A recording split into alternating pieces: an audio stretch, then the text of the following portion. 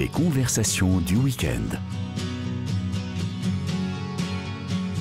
Aujourd'hui, la conversation littéraire, animée par Jean-Claude Perrier.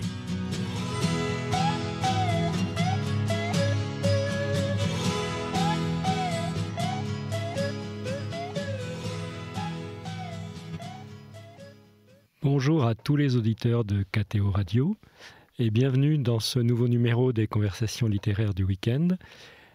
Conversations littéraires du week-end pour laquelle nous recevons Dominique Bonnat de l'Académie française.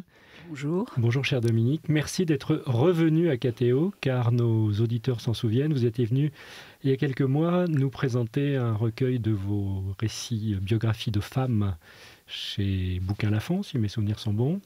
Et là, vous venez nous parler d'un livre qui s'appelle Le Roi Arthur, qui paraît chez Gallimard. Et on va donc parler du Roi Arthur. Alors, c'est pas tout à fait un recueil de récits sur les chevaliers de la table ronde, mais il y a un rapport, vous allez vous en expliquer. Donc le roi Arthur, c'est qui ? Oui, le roi Arthur pourrait faire penser que j'ai écrit un portrait du fameux roi de la littérature celtique, des chevaliers de la table ronde, Chrétien de Troyes, etc. Et même si ce roi-là n'est pas absent du livre, il entretient même une sorte de dialogue avec l'autre Arthur. Le Arthur dont je parle, c'est mon père, qui s'appelait Arthur Comte, qui a été historien, écrivain, politique, mais que je regarde non pas pour sa vie publique, mais en tant que père. J'avais envie depuis longtemps d'écrire un livre père-fille. Ou fille-père. Ou fille-père. Ce qui est original en cette rentrée littéraire, puisqu'on est plutôt dans fille-mère ou fils-mère. Vous, c'est fille-père ou père-fils ? Oui, alors bien sûr, c'est un... En fait... C'est moins peut-être un portrait de mon père que j'avais envie d'écrire qu'un portrait de la petite fille que j'ai été. J'avais soudain envie de revenir vers cette enfance, de revenir vers cette petite fille que j'ai probablement perdue en cours de route. J'avais envie de la retrouver. Et cette petite fille, elle était à l'ombre d'un grand chêne, et ce chêne, c'était mon père. Oui, on va en parler. Oui. Apparemment, c'était un sacré personnage. Mais c'est très joli.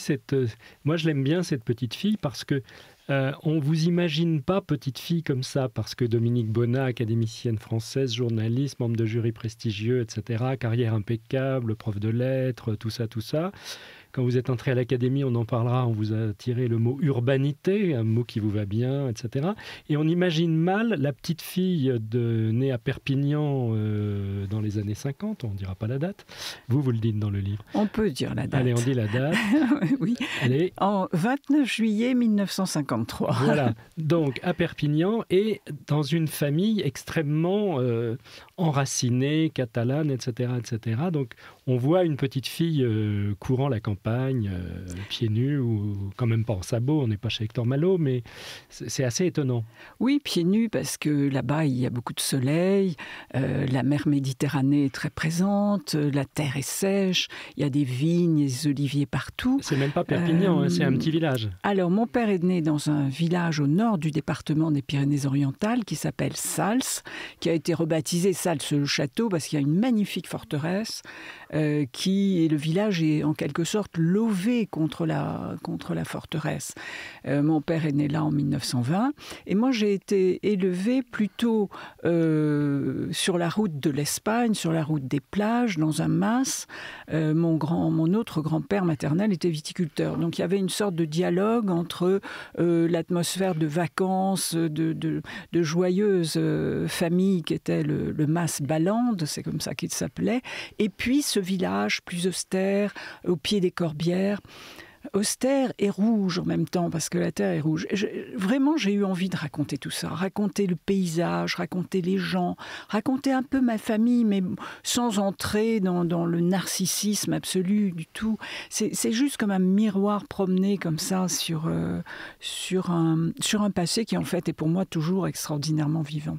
Alors, il y a quelque chose qui est très amusant que vous racontez dans le livre, c'est que donc la petite fille, elle est montée à Paris, comme on dit avec tous les guillemets du genre, quand elle avait quoi, 6-7 ans, quelque chose comme oui, ça. Oui, à peine, oui, à 6 ans. Voilà, 6 ans. Et elle arrive à l'école et elle a un accent coupé au couteau. Que votre père a gardé toute sa vie, lui. Oui, toute ma famille avait l'accent du Midi. Et d'ailleurs, je suis la seule à ne pas avoir cet accent. Mes cousins, mes oncles et tantes, tous mes amis du Sud ont l'accent catalan. Enfin, c'est normal.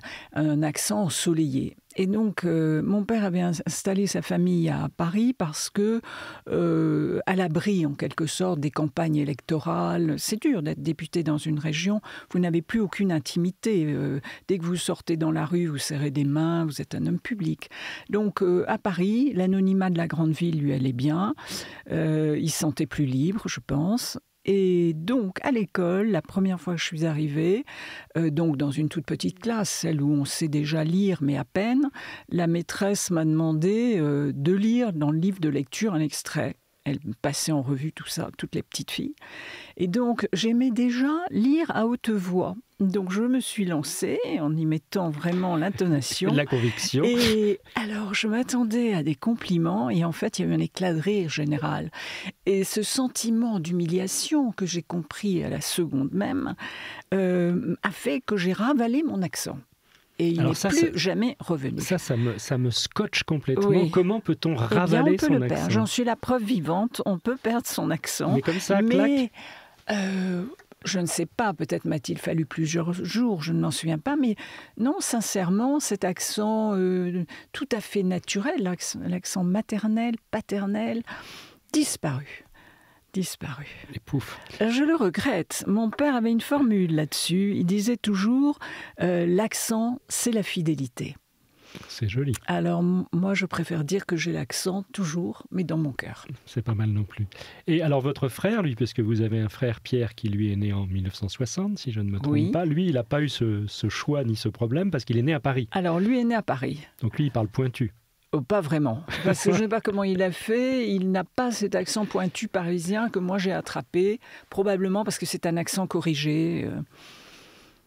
Mais j'ai aimé vivre à Paris, il ne faut pas exagérer. Oui, j'ai aimé vivre à Paris, mais c'est vrai que puisque là, j'essaie de faire revivre l'enfance, cette enfance, elle est placée sous le signe un peu de l'exil. Je prononce tout doucement ce mot, parce qu'évidemment, il y a des exils plus douloureux.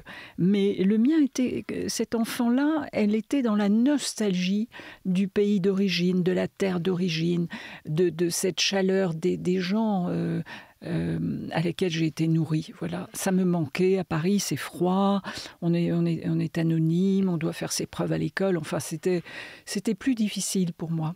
Vous parlez d'un déchirement à un moment. Oui, c'est un déchirement. Alors, ce qui faisait le lien entre l'enfance et ma vie de petite fille à l'école à Paris, c'était la voix de mon père. Oui, parce que lui, répétons-le, on l'entend encore, cette voix. Lui, il avait gardé cet accent rocailleux. Oui, il est mort avec l'accent. C'est joli aussi. Il a vécu avec l'accent, il est mort avec l'accent. Et lui, pour lui, pas question de se soigner, il n'a même pas dire. essayé. Non, c'était sa voix, c'était sa façon d'être. Et donc, c'était un père qui racontait des histoires, qui chantait des chansons, qui récitait des poèmes. Et c'est vrai qu'il a enchanté notre enfance. Pour mon frère et moi, nous avions une sorte de spectacle vivant à la maison. Mon père qui était très silencieux, tous les repas se passaient très vite et en silence, mais à la fin des repas, souvent, il y avait un seul en scène de notre père qui se mettait à raconter des histoires. Et parmi ces histoires, il y avait les chevaliers de la table ronde. On y revient, et vous avez une très jolie formule là-dessus. Vous dites, Arthur Comte m'a transmis sa foi dans le merveilleux. Donc vous avez un père qui était imbibé de merveilleux et qui parlait souvent de la forêt de Brocéliande et des chevaliers de la table ronde, etc. C'est d'ailleurs assez curieux parce que nous ne sommes pas bretons. Non, pas vraiment. C'est pas du tout la culture, mais c'est la preuve que les légendes, les contes et légendes voyagent, traversent vraiment les régions et même traversent parfois les continents. Il y a des liens entre l'Inde et l'Europe, enfin l'Asie et l'Europe. Donc ces légendes bretonnes avaient atteint les Pyrénées-Orientales. Et mon père s'appelait Arthur, il aimait rappeler d'ailleurs le sens celte du mot, qui est le roi des ours.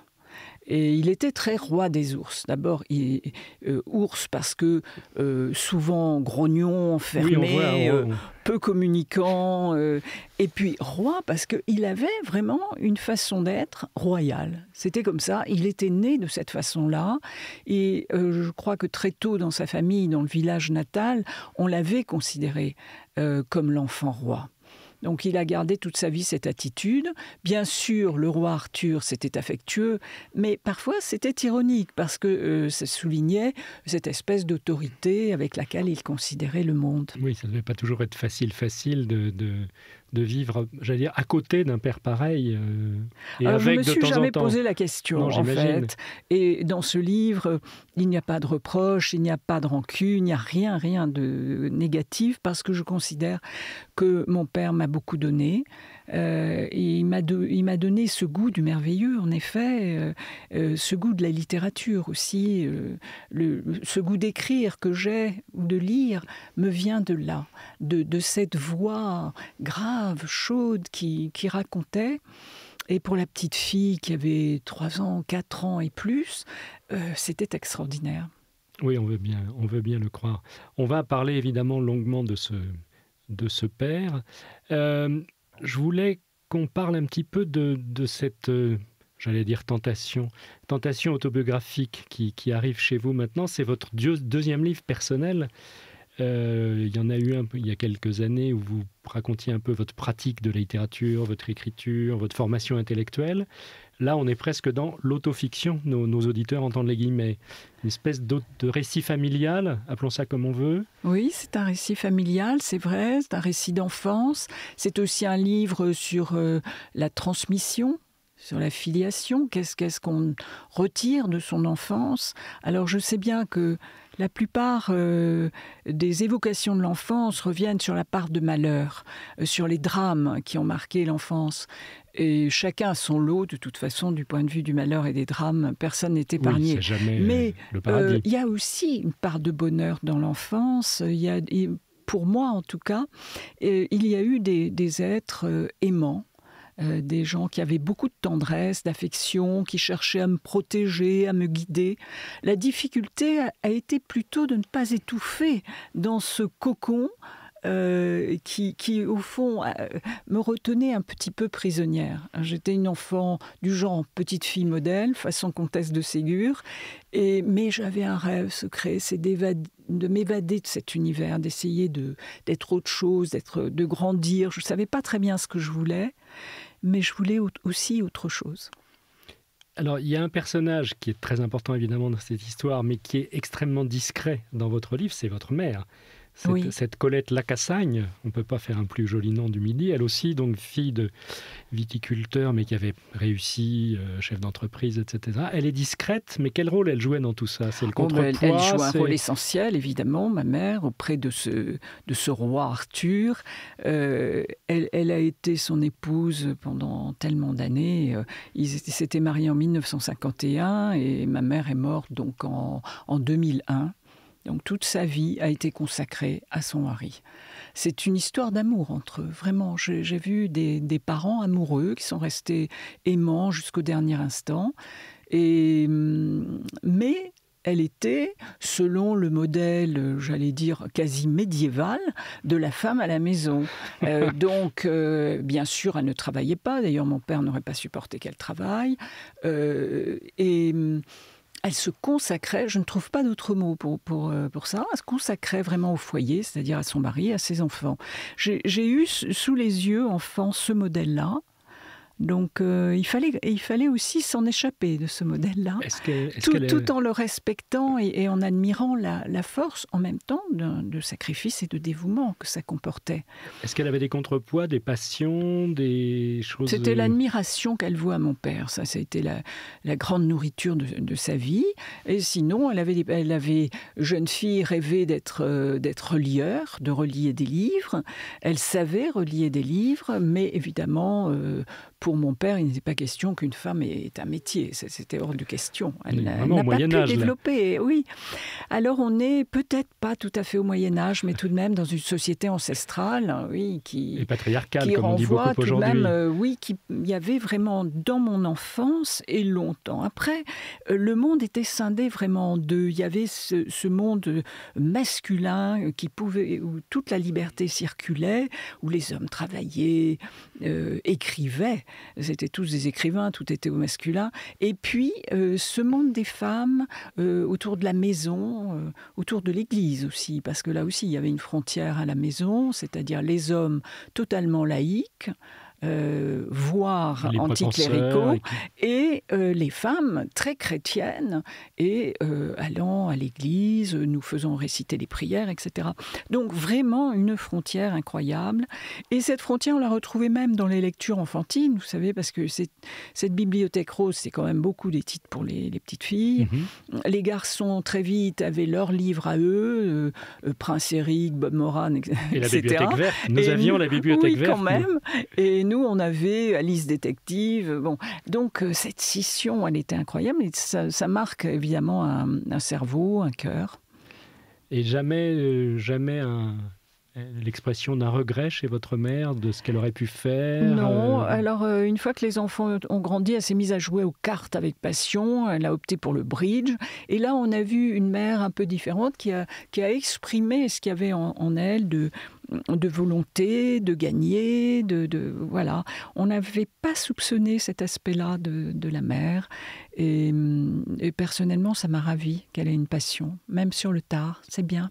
Oui, tout à fait. Elle aurait pu se mettre à la reliure pour de vrai. Oui, mais c'était trop tard. Elle avait renoncé. La presse, vous savez, on sert d'une presse pour relier les livres. Cette presse était couverte de poussière et devenue une pièce de musée. Oui, c'est un peu compliqué. Dominique, on va marquer une première pause dans cette émission. Vous avez choisi, selon notre bonne tradition, des morceaux de musique. Par quoi commence-t-on ? Est-ce que vous voulez tout de suite Françoise Hardy et La maison où elle a grandi ou La ronde de Michel Magne ? Alors, on peut peut-être être chronologique et prendre La ronde de Michel Magne. Alors, prenons La ronde de Michel Magne et vous nous expliquerez après les raisons de ce choix.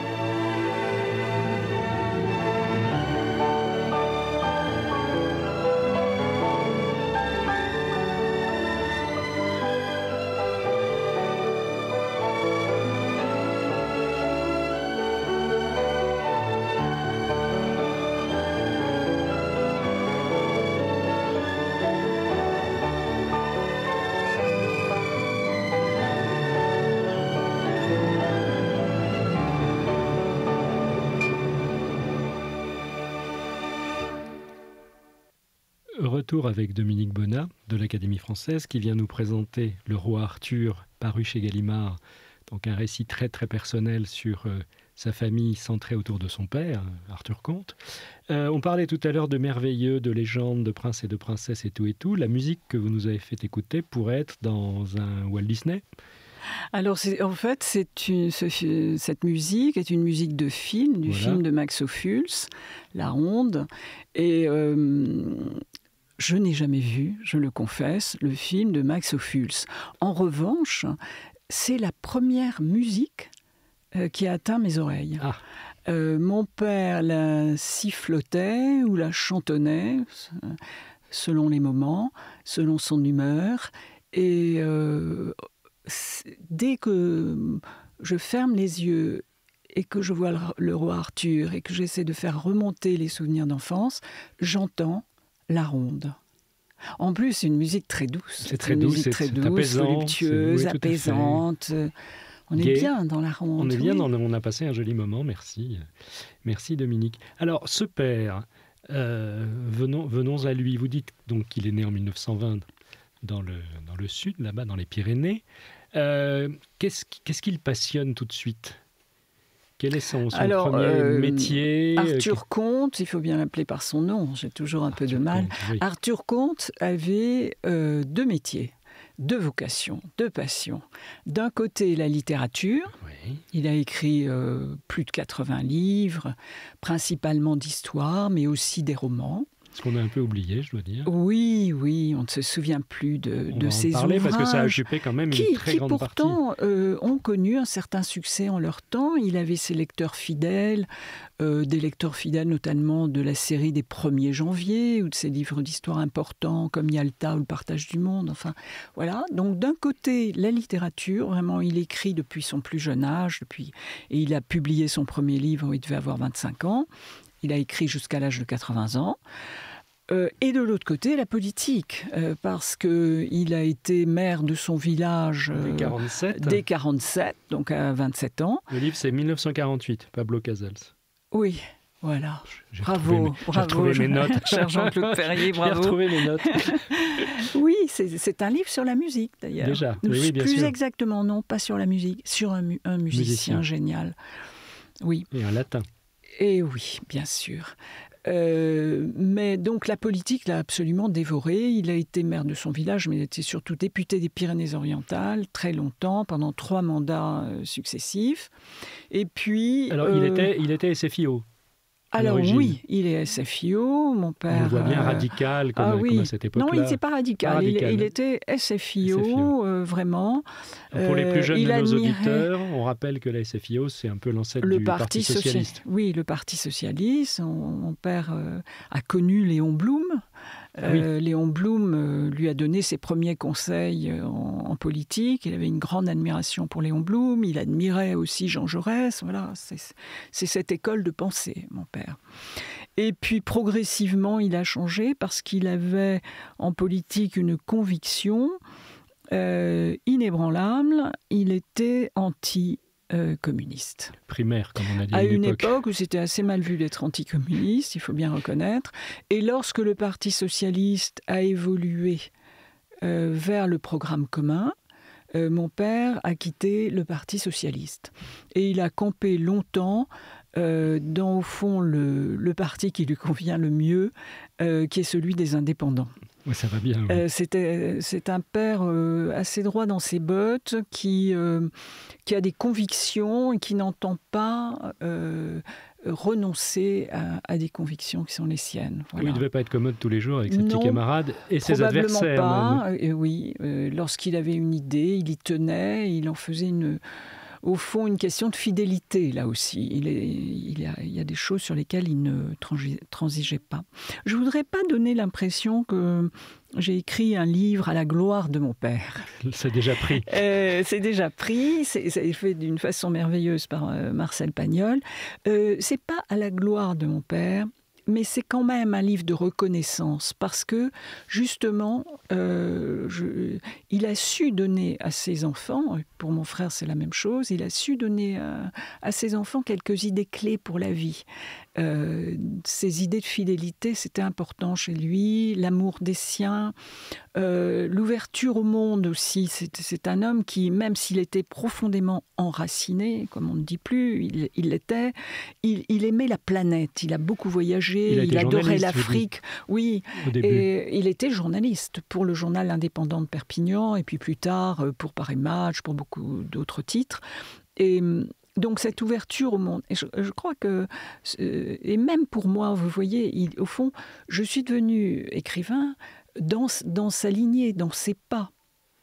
Mais jamais mon père ne m'a donné un conseil pour écrire. C'est curieux, surtout ça. Pas. Non, surtout pas. Alors j'ai retenu cette leçon. Je me suis dit, dans la vie, il ne faut pas trop donner de conseils. Peut-être on peut donner un exemple de sa propre vie, si on peut, plus ou moins, et même avec les défauts que l'on a, avec tout ce qu'on fait de travers.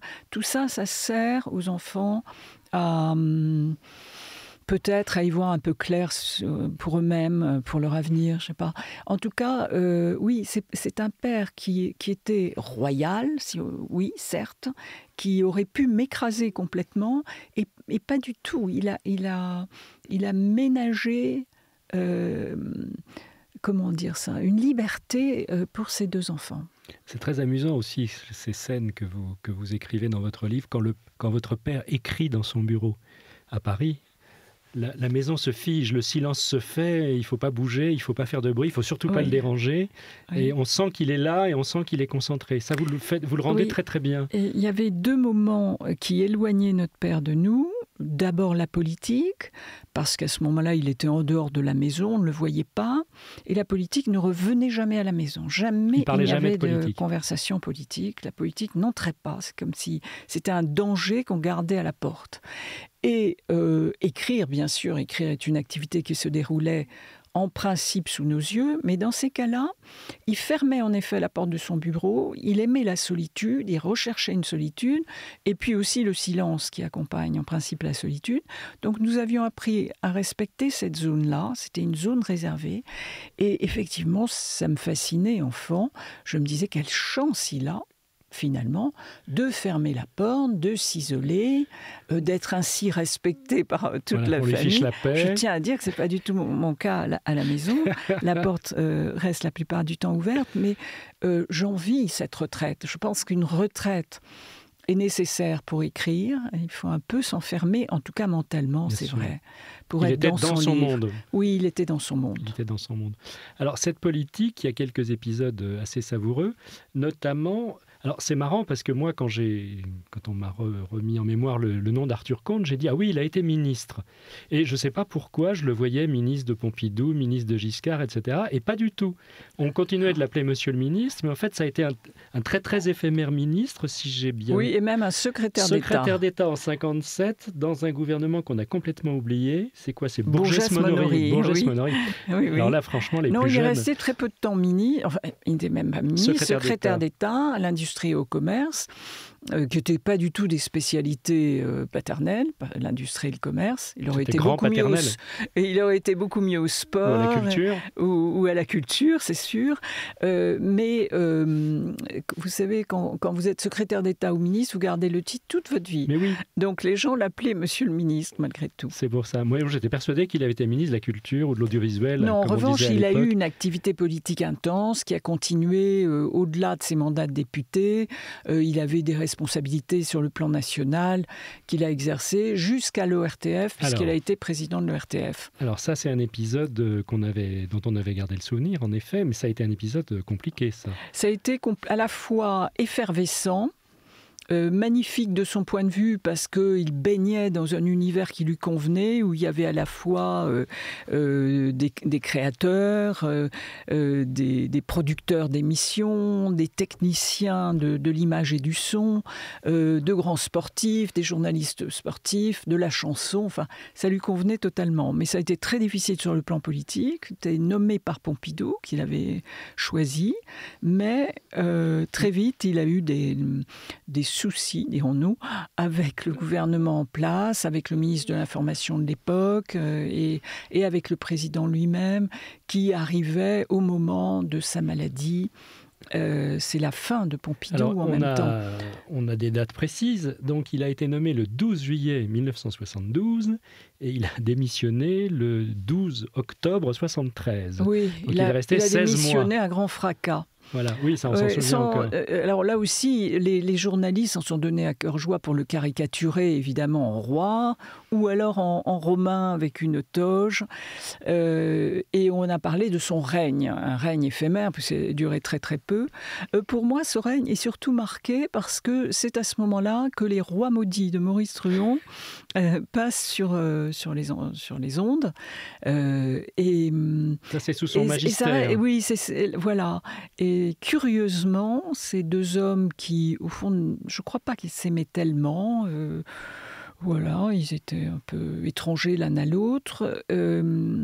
J'allais les réunir finalement, moi, en écrivant d'une part un livre sur Maurice Truon et sur Joseph Kessel dans Les Partisans, et puis d'autre part ce livre sur mon père. C'est assez curieux. Mais au fond, les livres naissent les uns des autres, et il y a une sorte de fil rouge qui les relie. Alors cet épisode de l'ORTF, ça a été, à la fois ça l'a très exposé, puisqu'évidemment surtout à l'époque, remettons-nous dans les années 70, l'ORTF c'était radio-télévision d'État, pouvoir politique, etc. C'était très important, il n'y avait qu'une chaîne, etc. Et en même temps, ça a été douloureux, j'imagine, pour lui. Il y avait plusieurs chaînes. Deux chaînes et il y en aurait même 3, parce que la 3 est en train de naître, mais ce sont des chaînes d'État. Il n'y a pas de concurrence, il n'y a pas de radio libre, il n'y a pas de télévision. On a du mal à se figurer cette époque-là. Je me souviens d'Alain Perfit, quand il était ministre de l'Information, qui avait mis vraiment l'information à sa botte et au service du général. Oui, alors moi je n'entre pas dans ces considérations. Arthur Comte a écrit un livre sur son expérience à l'ORTF qui s'appelle « Homme libre », au pluriel, « Homme libre », et il raconte dans tous ses détails, d'ailleurs sans amertume, même si je pense que l'aventure lui a laissé une blessure. Il en parlait à la maison, ça ? Peu. Même après ? Oui, en général, il parlait peu de ses expériences, de sa vie avec ses enfants. Est-ce qu'il voulait nous protéger ? Est-ce qu'il voulait nous donner l'image d'un père parfait ? Peut-être aussi faire une pause, lui. Et peut-être que lui, il n'avait activités. plus envie de ressasser les choses. C'était pas quelqu'un qui ressassait. Donc il n'en parlait pas. Et il a fallu, pour écrire ce livre, il a fallu que j'aille parfois chercher des renseignements que je n'avais pas. Alors heureusement, j'avais un annuaire un vieil annuaire de l'Assemblée nationale, précieux pour les dates. Mais au fond, cette partie-là de la vie de mon père me reste assez lointaine. Et non, pourtant, c'est la plus exposée. Oui. Au fond, ce que j'ai connu, c'est vraiment l'homme conteur, le conteur. Voilà, le conteur. C'est amusant parce que notre nom de famille, pour l'état civil, nous appelions Comte. Et mon père, pour éviter la confusion avec le titre nobiliaire, à moi Comte de Meaux, disait toujours Comte comme un conte de fées. Et ça lui allait bien parce que c'est vrai, il racontait beaucoup de contes de fées. Alors, ce qu'il y a d'extraordinaire, c'est qu'à partir de cette date, donc en 73, il a 53 ans, donc il est en pleine forme. Il cesse toute activité hormis la littérature, à part quelques articles, mais plus de mandat électif, il ne refait plus de politique, il ne dirige pas... Il arrête la politique, il reste un petit peu en alerte sur le plan politique, il a des amis qui sont des hommes et des femmes politiques, il observe, mais il est dans un rôle de conseil. Il aurait pu se recaser quand même. Ah oui, parce qu'il était jeune, il était très jeune, oui. Mais non, c'était fini. Pour lui, c'en était fini. Il ne voulait plus avoir affaire à tout ça. Ça a dû être brutal, et cette la histoire. littérature ne l'a jamais déçu. La littérature, c'était son bonheur. Et il s'y est consacré. 90 livres, vous dites ? Environ. Ah oui, en plus. Environ. Et ça, c'est assez stupéfiant, effectivement. Parce qu'il a encore vécu 30 ans après cette histoire. Mais c'est une leçon d'humilité, en tout cas pour sa fille, parce que cet homme qui a donné toute son énergie à son travail, qui a écrit des livres dont certains sont vraiment, je crois, ont marqué. Certains lecteurs viennent vers moi en me parlant, par exemple, de Sire, ils ont voté la mort, qui est son livre sur le procès de Louis XVI. Bon, il y a des belles choses parmi ces 90 livres, des très belles choses, mais disparu des librairies. On ne le trouve plus que dans les bibliothèques, et peut-être dans les bibliothèques privées, certains amateurs qui ont lu ça en leur temps et transmis peut-être, qui sait, les livres à leurs petits-enfants. Donc en fait, la destinée d'un écrivain, c'est aujourd'hui, en ce moment, et puis après sa mort, on ne sait pas. Oui, mais il y a toute une génération de gens de médias, d'historiens, d'hommes qui témoignaient dans cette génération de celle de votre père, qui ont complètement disparu. Je pense à des Castelot, Decaux et compagnie, qui à l'époque, gros tirage, qu'on voyait beaucoup à la télé, qui popularisaient des épisodes de l'histoire de France, etc. Oui. Ça a complètement disparu aussi. Oui, peut-être faudrait-il écrire le livre des écrivains qui ont disparu des radars. Moi, il m'est arrivé souvent de rencontrer, en écrivant mes livres, par exemple dans le 19e siècle, au début du 20e siècle, des auteurs importants, des auteurs même à gros tirage, mais qui ne disent plus rien à personne. Alors je ne parle pas, bien sûr, des Jules Romain, Romain Roland, qui restent des références littéraires, même si on ne les lit plus beaucoup, malheureusement. Mais qui aujourd'hui pourrait dire qui était Maurice Mindron ? Et il comptait parmi les meilleures ventes de son temps, avec des romans de cap et d'épée. Et Octave Mirbeau. Alors, Octave Mirbeau, on peut en parler longuement. Non, mais c'est vrai. Non, je pensais à des Barrès, cette génération des années 20, les Barrès, Bourget, Loti. Bon, Loti, c'est un cas un peu à part, mais c'est vrai que complètement... Oui, enfin, ils n'ont pas totalement disparu. Paul Bourget, le nom est Loti, précis. Non, mais les autres, Barrès, Bourget... Oui, ils appartiennent à une histoire de la littérature. Oui. Mais voilà. Donc les livres sont chez mon frère, chez moi et chez nos enfants. Et vous n'avez pas tout lu ? Et moi non, je n'ai pas tout lu parce qu'il y a une sorte d'impudeur à lire les livres de son père. On cherche dans les livres autre chose que ce qu'il faut y chercher. On cherche le père, justement. Et dans un livre, non, il ne faut pas chercher le lien filial. C'est bizarre. Et vous devez entendre sa voix, en plus. En plus, j'entends sa voix. Donc ça n'arrange rien pour la lecture. Dominique, on va marquer notre deuxième pause avec notre deuxième chanson. C'est donc Françoise Hardy, La maison où j'ai grandi. On voit bien l'idée, la filiation. Vous allez nous en parler quand on aura écouté cette très jolie chanson de Françoise Hardy.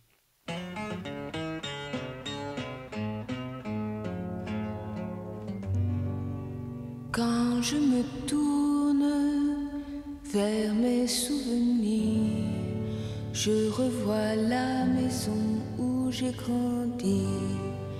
Il me revient des tas de choses.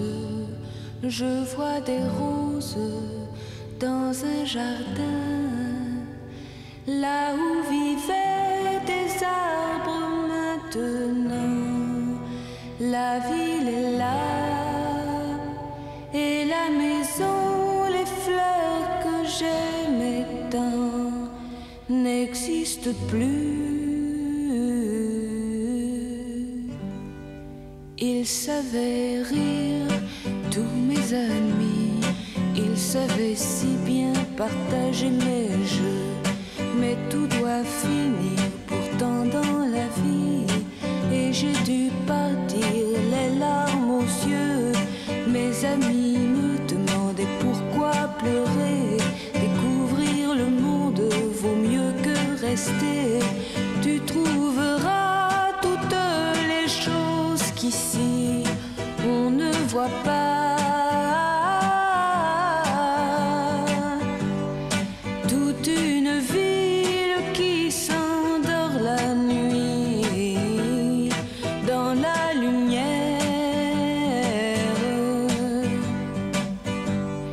Quand j'ai quitté ce coin de mon enfance, je savais déjà que j'y laissais mon cœur. Tous mes amis enviaient ma chance, mais moi je pense encore à leur bonheur, à l'insouciance qui les faisait rire. Et il me semble que je m'entends leur dire: je reviendrai un jour, un beau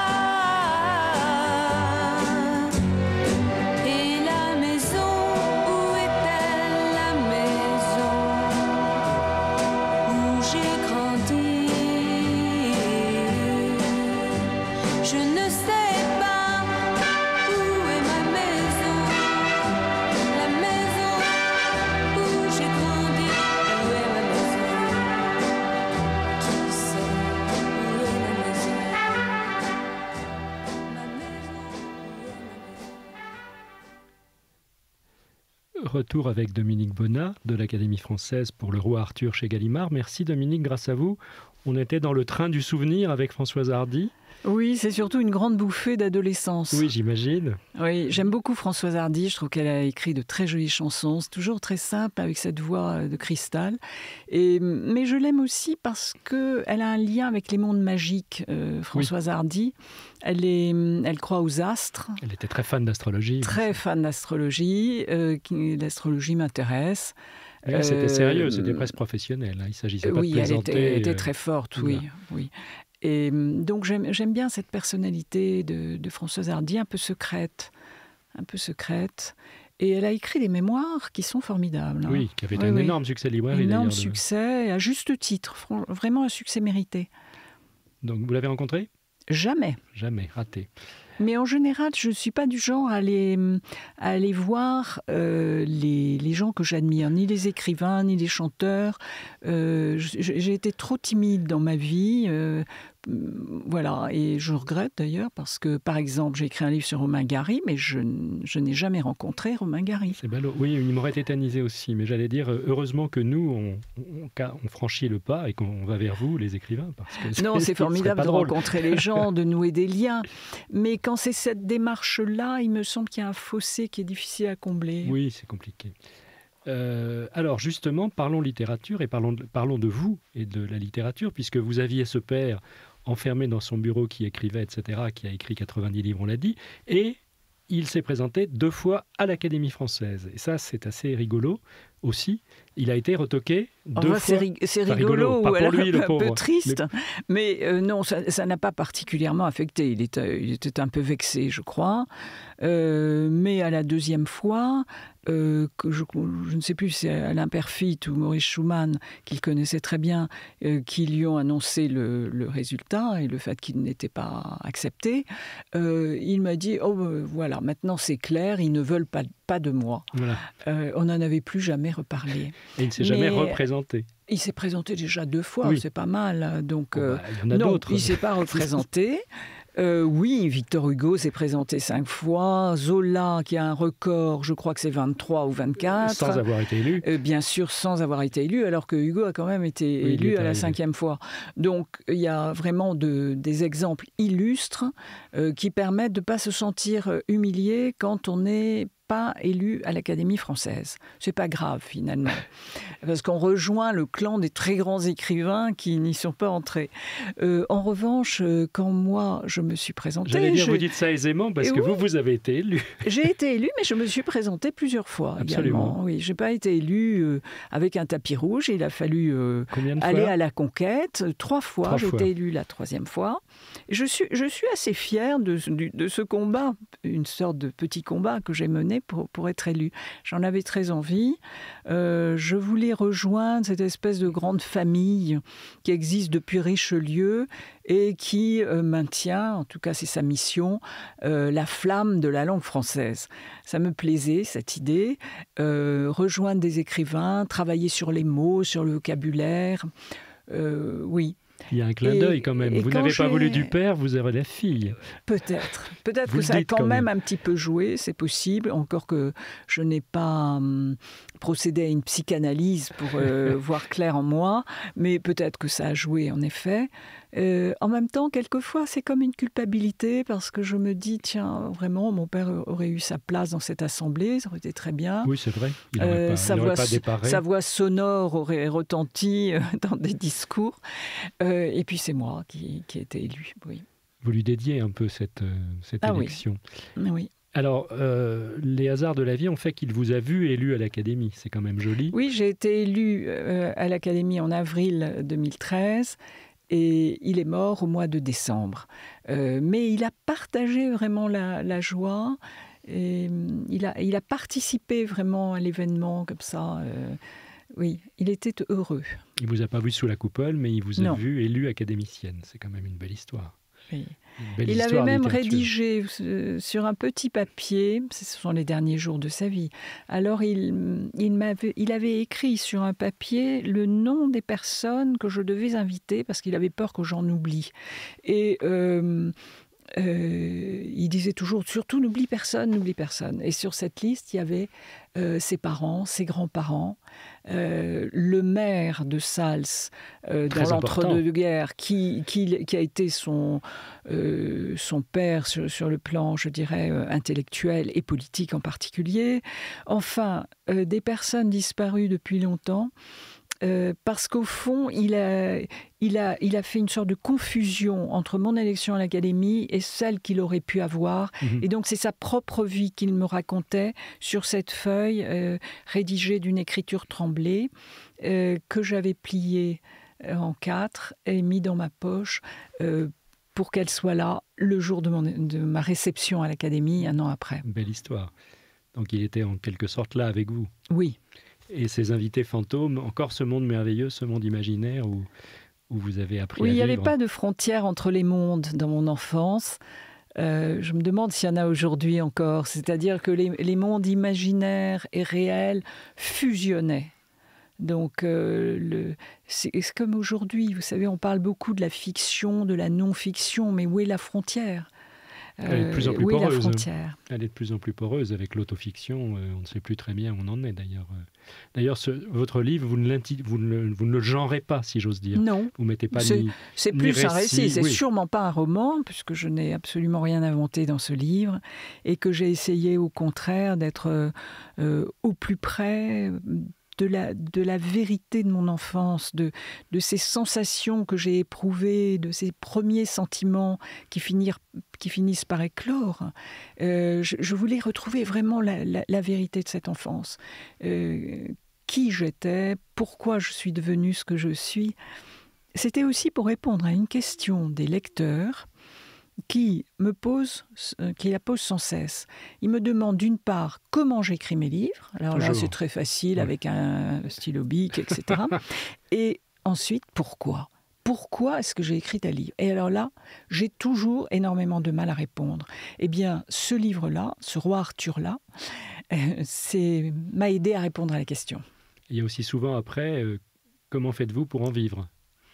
Oui, autre question importante. Ça vient souvent après et les lecteurs sont très très étonnés quand on leur dit soit qu'on n'en vit pas et qu'on a un métier à côté, soit qu'on arrive à en vivre, ils sont encore plus étonnés peut-être. Oui, c'est le meilleur conseil que Henri Troyat donnait à ses visiteurs quand on l'avait interrogé. Quel conseil donnez-vous à un jeune écrivain ? Avoir un second métier. Alors, parlons de votre second métier ou tout premier métier. Vous avez été prof. J'ai été brièvement professeur. Vous avez fait des études de lettres brillantes, ça on peut le dire. Vous en parlez d'ailleurs dans votre livre. Vous rendez hommage à cette... Vous êtes une lectrice avant tout, donc vous aimiez lire les autres écrivains, etc. Donc les servir aussi dans... Donc vous avez fait de brillantes études littéraires et ensuite vous avez été un peu prof. Oui, j'ai été professeur, mais au fond, je n'avais pas le goût de revenir à l'école.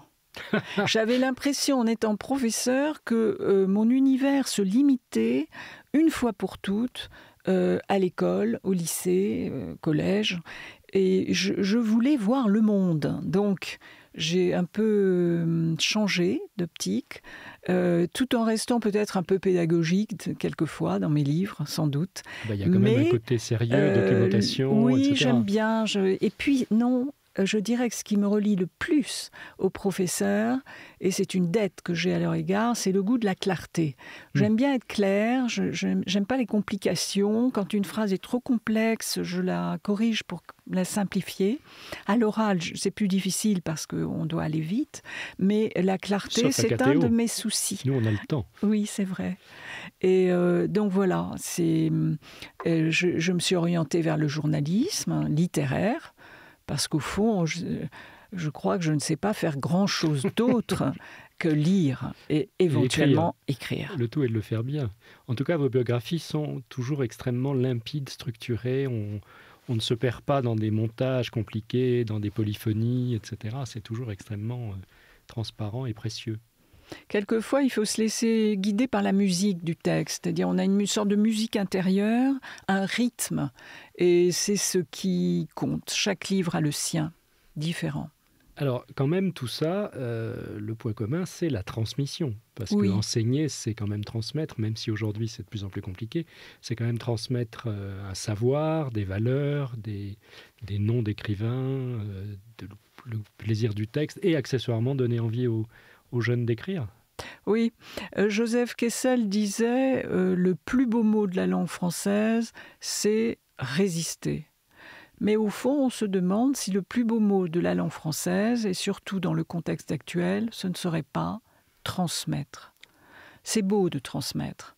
Parce qu'au fond, si on ne transmet pas, on reste replié sur soi, on reste sur son ego, on reste sur son tout petit monde. La transmission suppose une ouverture à l'autre. Il faut ouvrir le cœur, il faut ouvrir les bras et voilà, avoir le sentiment qu'on peut donner à quelque chose, à quelqu'un. Pas forcément ses descendants, d'autres personnes. Mais parlons des vôtres quand même. Vous êtes mère, vous êtes grand-mère même. Ah oui, maintenant. je suis grand-mère. Je suis Oui, grand-mère, dit-elle. j'aime être grand-mère. J'aime être grand-mère. Oui, j'aime être grand-mère parce que on a un peu plus de temps pour les petits-enfants. On est justement moins préoccupé par l'éducation immédiate à donner. Et donc, c'est pur bonheur. On est plus cool qu'avec ses propres enfants. Alors oui, peut-être, mais surtout... le bonheur, c'est un plus grand bonheur. Il y a moins de soucis, peut-être, moins d'angoisse, peut-être parce qu'on est plus vieux, tout simplement. Et très souvent, vous savez, les plus beaux livres que j'ai lus, c'est souvent écrit par des grands-mères. Je pense à George Sand, par exemple. Les contes d'une grand-mère, on ne le dit pas assez, mais c'est un de ses plus beaux livres, vraiment. Parce qu'elle a une voix particulière. Ce qui me plaît aussi avec les petits, c'est de leur raconter des histoires. Ça, j'avoue que j'ai repris la tradition paternelle. Oui, j'allais dire, j'aime raconter des histoires. Qu'est-ce que vous avez transmis d'Arthur Comte à vos enfants et petits-enfants? C'est à eux de le dire. Est-ce que j'ai transmis? Oui ou non? Ils le diront un jour. Ils en auront conscience ou pas. Peut-être que je n'ai rien su transmettre, c'est possible. Mais oui, j'espère que j'ai transmis une chose importante à mes yeux, qui est l'amour. Quel beau mot. Et ils ont connu leur grand-père, vos enfants? Pas tous. Pas tous. Mes enfants. Vos enfants, ah oui, oui. Pas mes petits-enfants. Mes enfants ont très bien connu leur grand-père. Ils ont très bien connu Arthur Comte. C'était un grand-père proche de ses petits-enfants. D'ailleurs, les enfants de mon frère aussi ont connu leur grand-père. Il leur racontait des histoires aussi? Alors oui, même fatigué, etc. Il y avait toujours cette voix. Et puis alors avec les garçons, il regardait les matchs de foot ou de rugby ou de tennis, parce qu'il aimait ça. Et puis avec les filles, oui, il chantait. Il chantait. Oui, on le voit bien dans ce rôle, effectivement, c'est très, très beau. Mais vous voyez que pour couverture du livre, j'ai choisi une photo qui représente l'enfant que j'ai été. Et derrière, très grand, très fort, mon père, je dois avoir 3-4 ans, 4 ans peut-être. Et je suis assise à son bureau, j'apprends à dessiner les lettres sur une ligne. Et il me tient la main. C'est ça, la transmission. Et vous ne faisiez pas de bruit? Non, pas trop, mais enfin, bon, j'étais vivante quand même. Vivante mais respectueuse. Merci infiniment, Dominique, d'être venu nous parler de ce Roi Arthur paru chez Gallimard. Et on souhaite que vous continuiez dans cette veine, j'allais dire autobiographique, personnelle, disons, parce que vous le faites vraiment très bien. On attend d'autres personnages. Je vous remercie, Jean-Claude Perrier. À très vite.